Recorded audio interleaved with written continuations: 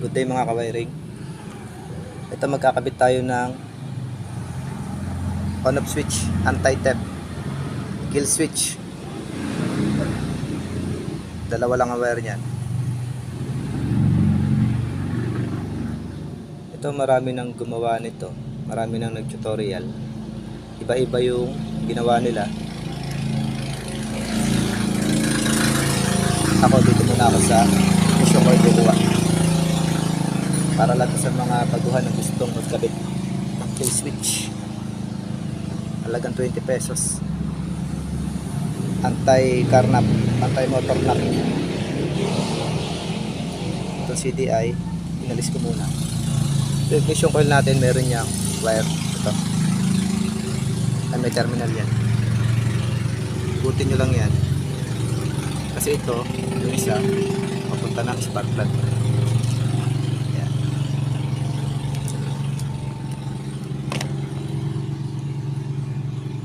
Ito guys, ikutin nyo lang to. Ito mga kawiring. Red na may yellow. Red na may stripe na yellow.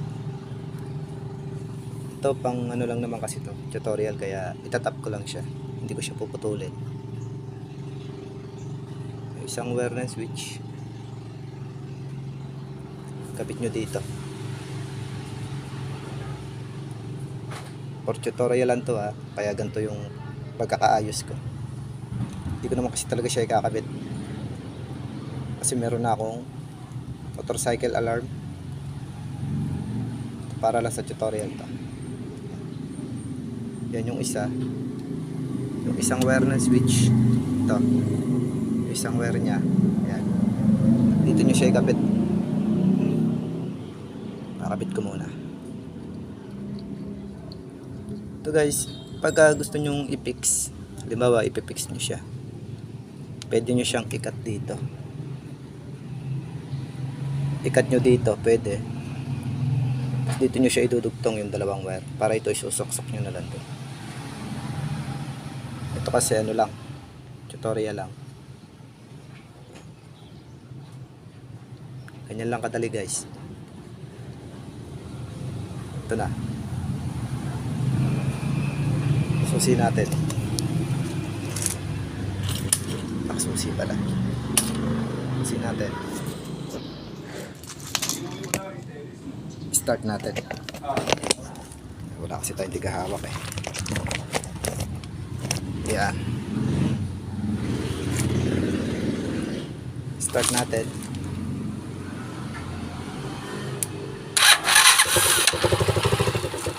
Andar. Patayin ngayon natin siya dito. Patay. Buhay ulit natin.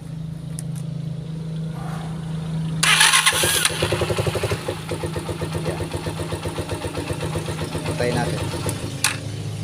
Pagka nakapatay, kahit anong start nila dyan, kahit kick start, hindi under yan.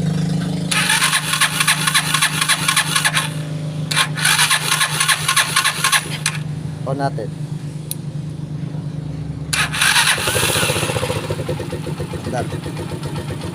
Ganun lang kadali guys, magkabit ng kill switch. Kung gusto nyo, dito sa CDI pwede red, kasi meron din siyang red na may, ay black na may ano, stripe na yellow. Yan. Yan sa CDI. Lalapit natin para mas makita nyo. Kung gusto nyo sa CDI mag-cut, pwede rin naman. Yan kasi papunta rin namang ignition coil yan.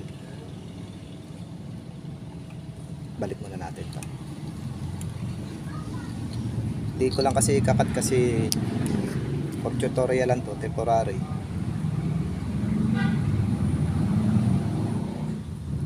Meron na kasi akong motorcycle alarm eh. Kaya hindi ako magkakabit nito. Ito para lang sa mga gusto ano, iwas nakaw. Ito nga pala guys yung switch nyo guys. Ayan, ayan. Ito nga pala guys yung switch nyo. Itong ano po. Ilalagay nyo siya sa motor.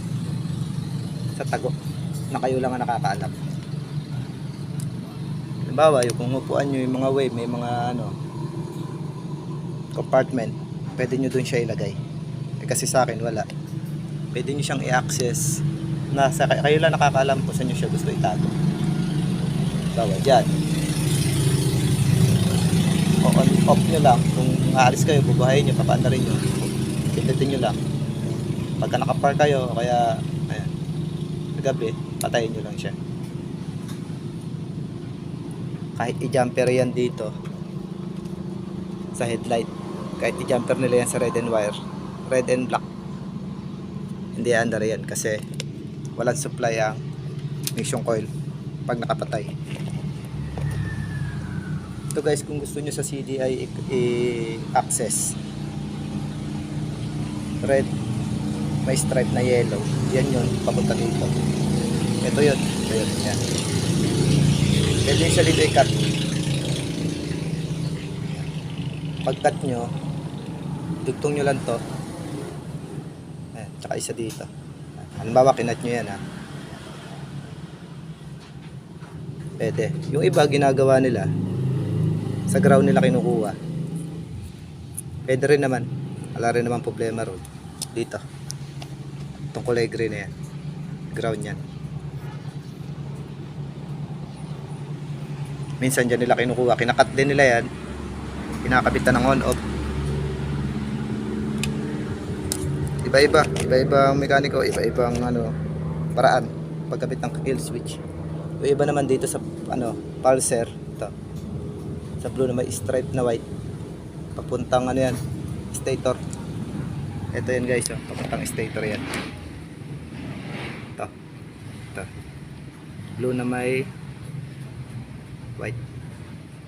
Yung iba dito kinakabitan din ng on off. Yung iba naman dito kumukuha sa headlight, dito sila kumukuha. Yung sa susian, kinakat nila tong accessory, tapos dyan nila kinakabit yung on-off. Iba-iba, maraming klase ng pagkabit ng kill switch.